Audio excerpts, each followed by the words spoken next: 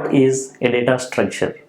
There are many students who are learning data structures with their academics, and there are IT employees who keep using them in the process of their application development. Data structures is the most important concept for application development, and every programmer and every IT employee must have a great idea on it. The one who is really good at data structures, they'll have better salaries in the IT field. But are you really good at data structures? Have an introspection and check how far you are good at data structures. When you hear the word data structures, what do you get to your brain? Is it the spelling of data structure?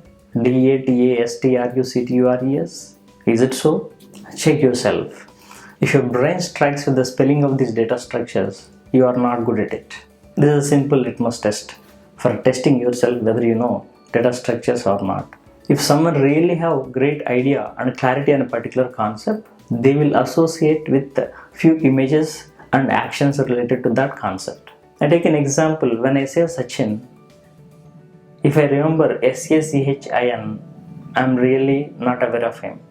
But generally when I hear the word Sachin, I remember his image instead of the spelling. That is how our brain is tuned for learning process, associating the terms or the terminology with the images. This is the proved practice. Alright, before understanding this, what is data structure, we have to understand why data structure. Maybe many of you are aware that data structures are used with programming. Maybe to that extent everybody have an idea. Before I come to that program, let me introspect as a human what I am doing in the process of doing some task.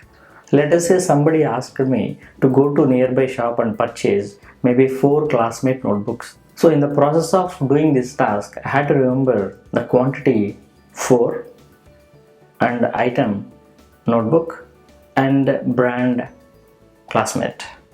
Not only for doing this task, any kind of activity what a human being is achieving, in the process of doing any work, that process need some kind of data and information that we store in our brain temporarily until we perform the task. Once we are done, we can remove it from the cortex.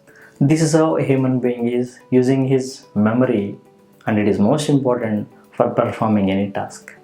Now let us consider a machine and understand how is it doing the task. We know that no machine can perform a task without any program. Every program in a machine generally placed on the hard disk. That is where is the repository where we store it for the future purpose. And when I want to execute any program on the hard disk, that must be given to the processor.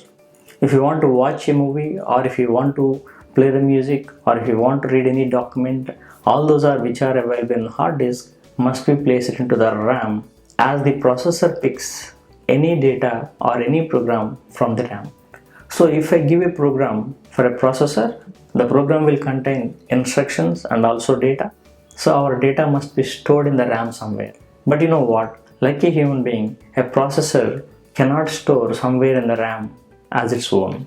It is the responsibility of the programmer that we have to allocate some kind of memory blocks. Maybe my aim is storing number 4, classmate, notebook. For storing these 3 types of data, I had to allocate some memory blocks over there.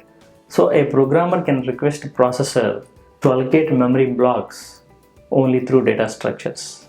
So as long as you write a program, your program will have data. Your data needs some memory block. Those memory blocks will be given only through data structures. That is what is the importance of data structure. That is why a programmer or any IT related employee or any IT related student must have great knowledge on data structures. Then what is data structure? There are many definitions available. I don't mind all those definitions. But what you have to understand and remember is data structures will help us to store and organize the data in the computer memory so that it can be used in the future efficiently. And maybe this is for better lookup. So basically data structures can be divided into 2 categories. One is primitive data structures, non-primitive data structures. Primitive data structures contain built-in data types, what every programming language will provide for storing any kind of simple data. They are like int, char, float, double, boolean, all these are common. Every programming language will provide. all these built-in data types will store only one value at a time. Then my aim is storing more than one value, then I have to go for non-primitive data types. Again, these non-primitive data types are classified into two different categories. One is linear data structures, other one non-linear data structures. These linear data structures will get memory contiguously. Maybe you have an idea: arrays, linked list, stacks, queues. These are all come under linear data structures. The other category, non-linear data structure, they will not get memory contiguously. They'll have it at different places randomly somewhere in the primary memory. They are called non-linear data structures. Under this category, we have trees, graphs, tries, few other. We will discuss all of them in detail in the future as the days go on. There are many applications which are already using data structures.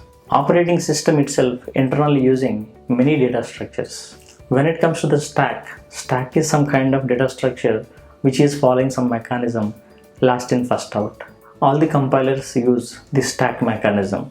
And when it comes to the programming, all the functions or procedures what we call, they will be placed in a stack. If you make a call for any customer care of any organization, then multiple people will be calling, but they'll be taking a call in the process of first come first serve.